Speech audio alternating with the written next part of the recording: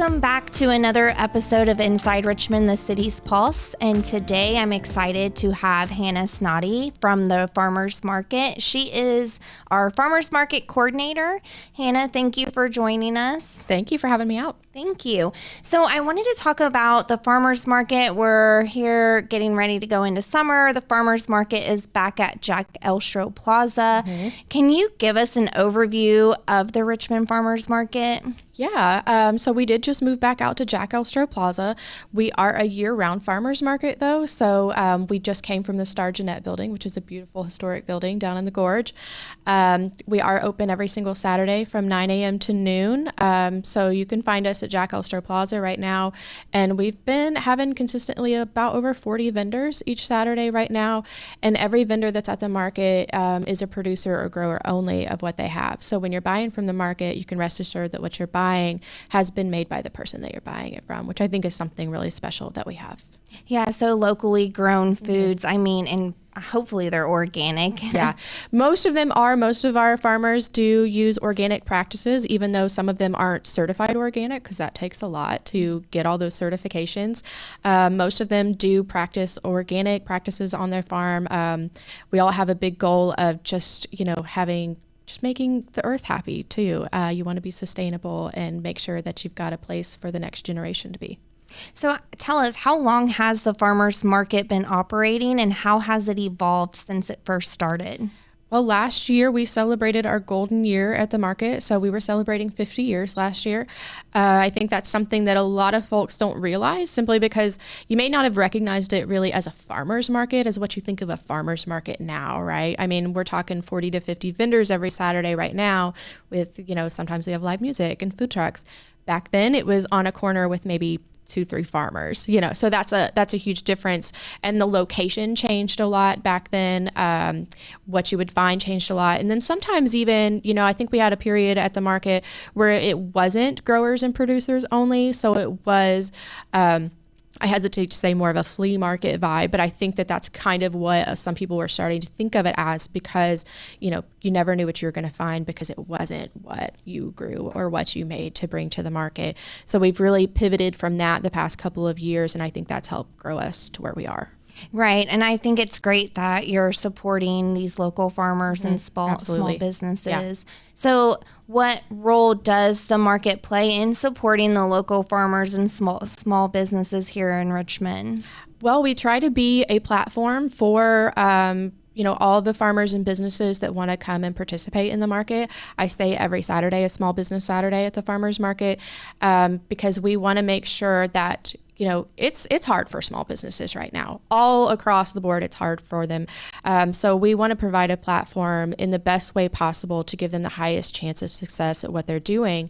And we have a lot of programming in place as well to provide extra income, hopefully, for the farmers that come on board, like our SNAP Double Dollars program. We have a WIC Market Match program. We're getting ready to do a Farm to Pantry project. So those are all initiatives and programs within the market that also help add to what the farmers get and what that they can push out as far as the food to the community, and also helps the community members be able to purchase those items from them. So actually, I'm glad that you said something about the SNAP dollars. That was one of my questions about, does the market accept SNAP or other assistance programs? So can you let the community know what the SNAP dollars program is? Yeah. So we love these programs at the market. So we have SNAP Double Dollars. We do accept EBT benefits at the market. When you come to the market, you can use your EBT card. Whatever you take off of your EBT card, we then double in market tokens. So if you take 20 off your card, we're going to give you 40 back in market tokens. If you take 40 off, we're going to give you 80 back. Those are then able to be used with our SNAP eligible products within the market. So those would be food items just like honey, meat, produce, eggs. Can't use it on hot food or hot drinks, cold drinks, all that stuff. But they also don't expire. So if you happen to not use them all in one day, you can come back when you're back at the market and use them again. So it's a really good program for you to be able to get that local food access, support the local small businesses that are here in the community, because these are literally your neighbors here in the Wayne County community. And then you can also stretch them further because you're getting twice the amount that you would pull off your card, and you're not losing those benefits either, because like I said, if you don't use them that day, you can come back and you can use them later. So the tokens, what do these tokens look like? So they're little wooden tokens. We have $1 and we have $10 tokens, and they have our logo on the back, and then they have the monetary amount on the front. So they're a little bit bigger than a quarter that you can use at the market. The $10 spend just like $10 bills. If you don't use all $10 at the vendor that you're with, then they give you change back for that. Okay, cool. That's awesome. And I'm really glad that you guys do that, because you are getting double of what you're spending. Yeah, absolutely. So what feedback have you received from residents and vendors about the market's impact? We get a lot of good feedback, and that's one of the perks of the job for sure. I feel like every Saturday we have people, whether it's rain or shine, sometimes more when it's raining than when the sun's out, that people just say that they're grateful that we're there and that they have a place they can come to. They learn these vendors by name. And these vendors learn these customers by name. So when a customer comes up, they know what they want, or they know what they might like. They know their family, what they're bringing. So it's a really, really unique kind of connection to see within the community.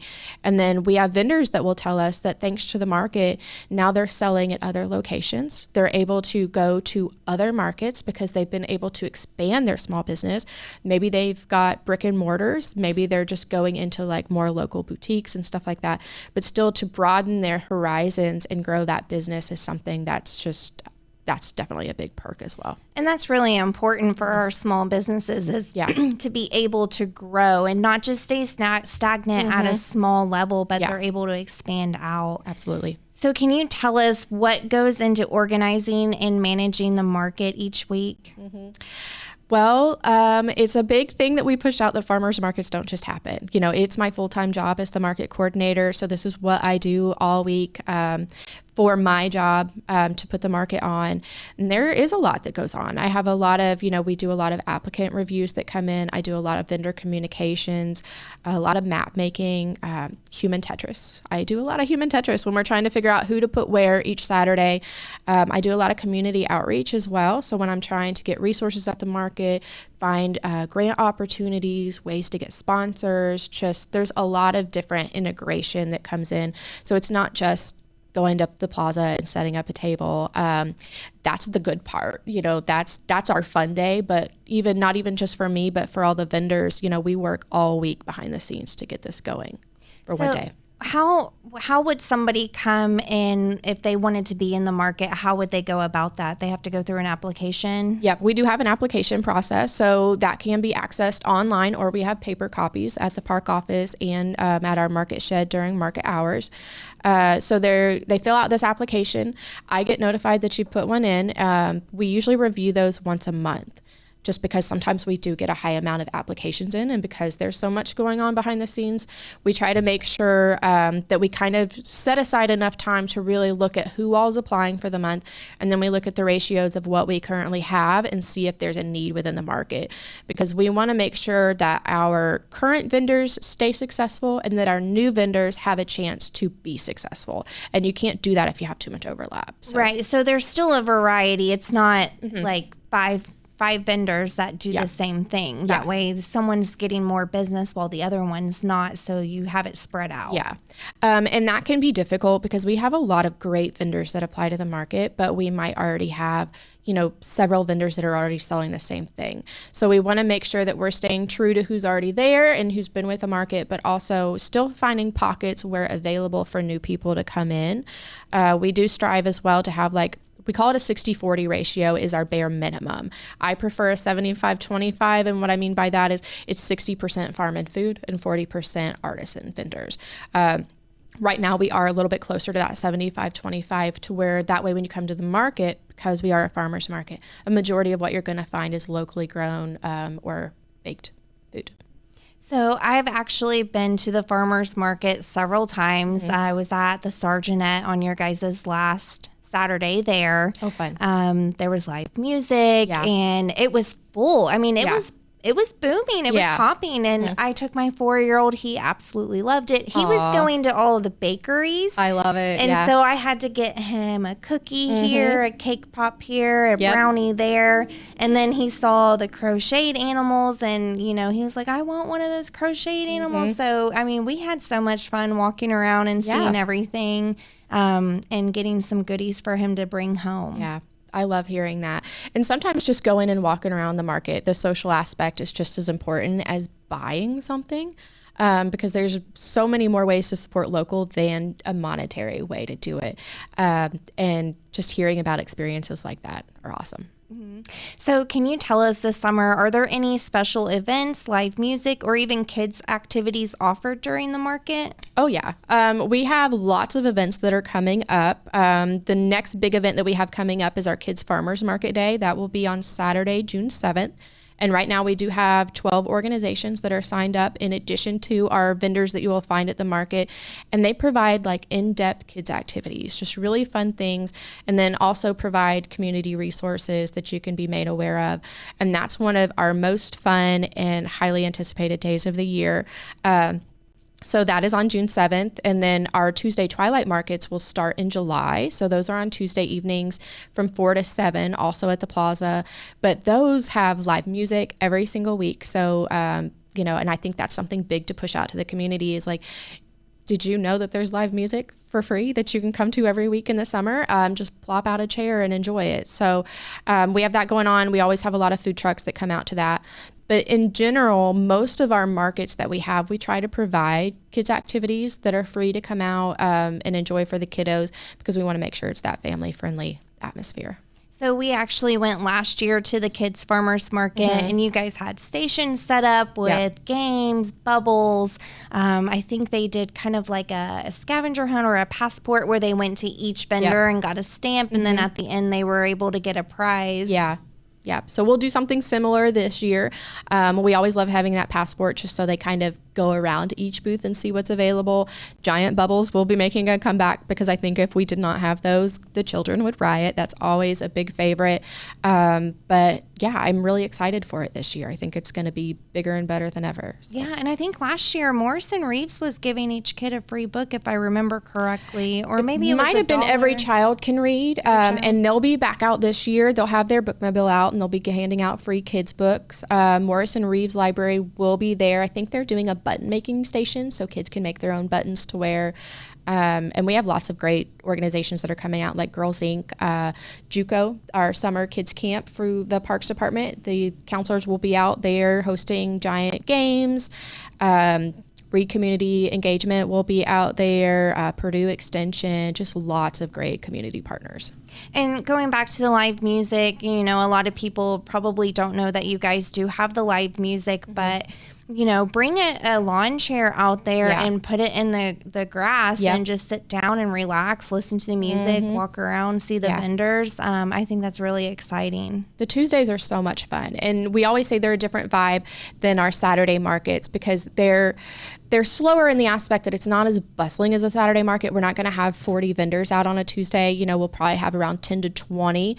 But then we make up for that with our food trucks and our live music. And we want it to be more of that relaxing atmosphere. You know, bring the family out, plop down a lawn chair, eat your dinner, you know, and enjoy just being outside. Right. And, you know, we've had such cold weather, and it seems like it's lasted longer into May. Yeah. So to get out and enjoy the weather and just be outside instead of cooped up in the house. We've had a lot of rain. It's been cold and, you know, that sunshine, it just makes you feel better. Even in the evening, it's staying lighter till like 9 o'clock. So you're still enjoying the sun, even though it might not be as hot. Yeah. So yeah, we're really looking forward to that. And that's something I think last weekend really helped us out at the market. It was our Mother's Day market, but you know, the sun was shining, the weather was perfect, and we were all literally so happy to just be outside. And everybody had the best attitudes, and they were just grateful to have the sun on their face. So right. Yeah. And you know, when it's gloomy and gray, you're kind of gloomy and gray too. Right. Mm-hmm. Yeah, it affects us all for sure. It does. So are there any upcoming changes or new initiatives planned for the market? There are. We do have our Farm to Pantry project that will be launching in June. So that is a project that I've been working on for quite a while behind the scenes now. And we will be purchasing surplus produce from our farm vendors to then send to local food pantries in the community to kind of help with that food access fight and to, fight the food insecurity that we see here in our community, but also make sure that we are reducing food waste and, again, helping out the farmers that are within our community. That's great. I didn't know about that, but that's exciting that you guys are not only having the farmers market, but you're going to be purchasing the surplus and then sending it to food pantries for people. I think that's amazing. I will always say that's my biggest goal within the market, is to increase the food access, because nobody should have to fight for food. That's a basic necessity. And if there's anything I can do to aid in that fight and to help the farmers at the same time, I'll do so. Yeah. So is there any fun or unexpected story that's happened at the market that you can share with us? Fun or unexpected? I feel like we see those almost every week, really. And you'd almost have to be in it to see it. I don't know how many of them I could share on here, but we do have, I'd have to think about that. I mean, the kids always will give you a funny story if you're out there, because we have vendors that bring their families out in addition to the customers that bring their families out. And, kids say the darnest things, and they will always come up to the shed and they'll kind of explain to us, what's happening. I can say kids can definitely humble you as well. Yeah, it really can. I was humbled by my 4-year-old on Friday when we were out to eat. I don't want to say it here because it's embarrassing, but he was talking about my weight, and I was like, oh, thanks. Well, that's what I'm saying. I don't know how many of them I could really share on here without, possibly embarrassing somebody or bringing somebody to light that might be like, thanks for bringing attention to that, because it is, it's just very wholesome, for sure, to see all the things. And I know, we do scavenger hunts a lot at the market, and we'll have different clues on there. And sometimes these kiddos will misinterpret the clues and not know what they mean or something. Like one of them, we had rabbit food on there for our Easter market. And some of the kids came up and they're like, we can't find rabbit food anywhere. And I was like, there's some right behind you, because, we had a farm vendor that's got, greens, they've got carrots, all the things that rabbits can eat. And that's obvious to me. But these kids were looking for bags of rabbit food. Oh. So, it was like, well, you're not wrong, but, we're looking for the different options. So then that was pretty funny. And then those same kids, when they came back up, we gave them these $2 carrot cash vouchers to use to go pick out their own, fresh fruits or vegetables at the market. And I told them, I said, maybe you can pick out your own rabbit food. And they kind of just looked at me like, excuse you. No, we're not doing that. And I'm like, well, I don't mean that rabbit food. I'm talking about maybe you want to go try the carrots. And he was like, no. I can say it is hard to get kids to eat their vegetables. It is. So. And that's one of the reasons that we give out those vouchers, is we're trying to encourage those healthier choices. We do give those out pretty much every market when we see kids or when they participate in kids activities, hoping that they'll make those healthier choices. A lot of times they wait till the summer when the fruit's in, but that's okay too. Mm-hmm. So can you tell us what's your favorite part about running the farmers market? It's definitely market day for sure, because like I said, so much goes on behind the scenes. I will say, this Saturday, for example, I'm watching the market get set up, and that's one of my favorite things to see.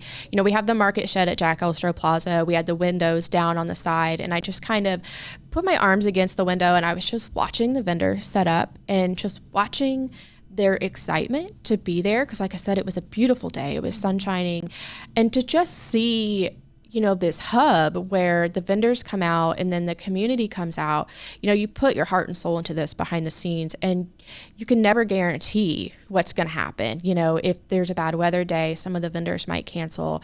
The customers might not show up. You can put all this advertising in. You're still not going to guarantee the customers are going to show up.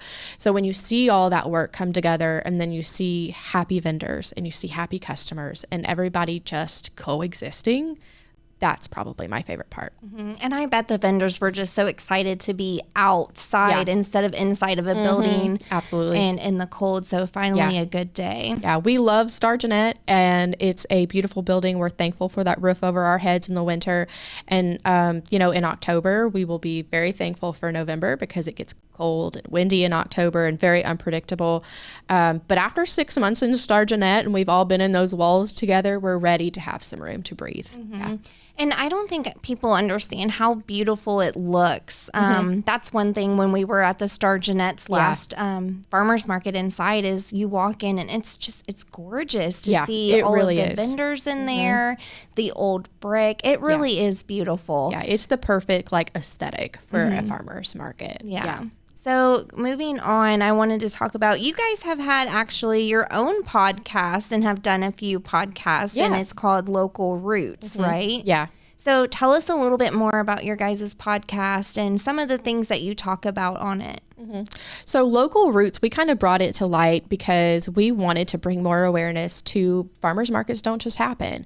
And it's not just me as a coordinator. I have a couple of market assistants. So Christy Cruz is usually on the podcast with me. And then we try to bring on different vendors to kind of highlight what they do, what they bring to the market, what it looks like for them to be at the market, and then also what they put into coming out. Because not only are we doing a lot behind the scenes, but you want to talk about a lot of work, these vendors, they're at it every single day. So much kudos to them to do this every single Saturday year round. So we try to bring a lot of awareness to that. Right. And then, so where can someone watch your podcast? So we do have a YouTube channel, and we are on Buzzsprout and all the major podcasting platforms. So I will get on and share that to our city Facebook page and Instagram to kind of give more awareness to the farmers market and the different vendors that are coming. Yeah. Do you have anything else that you want to let the community know about the farmers market? Or a message to them? I think just overall, we always try to let the community know how much the support means when you come out to the farmers market, because like I said, it doesn't always mean coming out and spending money. These are your neighbors. These are the people that are in your community. They are in it with you. These are the people at the end of the day that, you may have to rely upon. You're not going to do that at a big box store. You're not going to go to Walmart or Kroger and be able to, have the same relationship and connection that you do with the people that are at the market or any farmer's market, really. And I think in this day and age, it's important to stay true to your roots and to make sure that you're still integrating within the community. So when everybody shows up, like I said, even like this past Saturday when I'm watching that integration and everybody coexisting, that's what makes the market special. So just thanks for your support for that. So, Hannah, I want to thank you for joining me today and letting the community know more about the farmers market. Thanks for having me. Yeah, definitely. So I just want to let everyone know, if you've never been to the farmers market, just come out there on a Saturday. Like Hannah said, even if you don't buy anything, just enjoy the vibe, enjoy the outdoors and the sun. Yeah, for sure. And we're there every Saturday, 9 a.m. to noon. And then Twilight Tuesdays. Yep, those will be July through September, 4 p.m. to 7 p.m. So if you have to work on a Saturday, maybe after work on a Tuesday, you can come out and enjoy swing it. by. Yep. Okay. Well, thank you. That was Inside Richmond, the city's pulse, keeping you updated and informed. Join us next time.